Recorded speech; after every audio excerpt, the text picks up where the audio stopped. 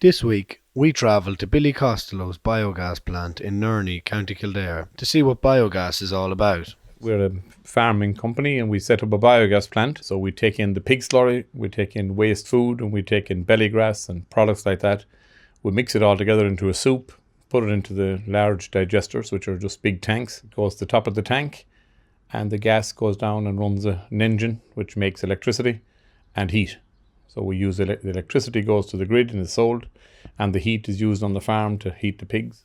Last week, Gas Networks Ireland's Green Renewable Agricultural Zero Emissions Gas Project, or GRAZE Gas Project in County Cork, was selected as one of 7 initiatives to receive investment under the government's Climate Action Fund. Biogas contains methane and CO2, and you put it through a piece of equipment which takes the CO2 out. So now what you're left with is exactly the same as what comes up out of the Corrib gas field or Kinsale. The GRAZE Gas Project plan involves the development of a central grid injection facility where renewable gas will enter the national gas grid. The GRAZE Gas Project in County Cork has the potential to supply renewable gas to over 56,000 homes. This biogas will be created by mixing silage, slurry and other organic materials that will be sourced on Irish farms. In Kuwait, where we have all the oil, in Saudi Arabia, when they take oil up out of the ground, it won't replace itself for about 1 million years.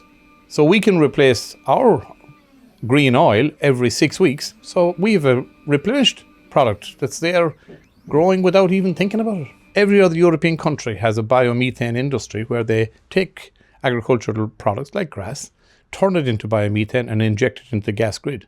And we should be doing the same in Ireland.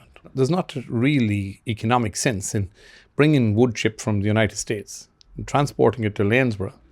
35% of the energy goes out as electricity and 65% of it goes as hot water into the River Shannon. If you had a large digester in Lanesborough, instead of the biomass plant, you could take in thousands of tons of silage, and the workers who worked in Bournemouth, let them continue driving tractors, cutting the silage, drawing it in. The farmer benefits because he has another income. If a farmer is cutting silage for a biogas plant and he's getting 30 euros a tonne. So if a suckler farmer with 100 acres put half his land over to growing grass for a biogas plant, he'll have an income. We have a grid around the country which is available like our electricity grid to take gas.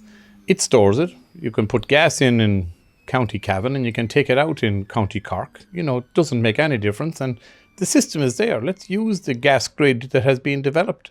Billy explains that he believes the government must introduce a renewable energy feed-in tariff or refit tariff to make biogas a more attractive option. I see no future for biogas in Ireland unless the minister decides to give a refit subsidy. If we built 60 odd biomethane plants, we wouldn't pay any levy 200 million in 2020.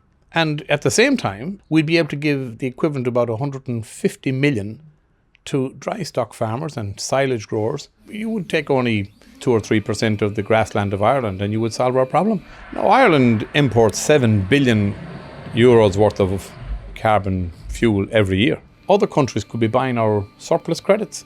Our gas pipeline joins to all of Europe. So green gas put in County Kildare today can be taken out in Switzerland tomorrow.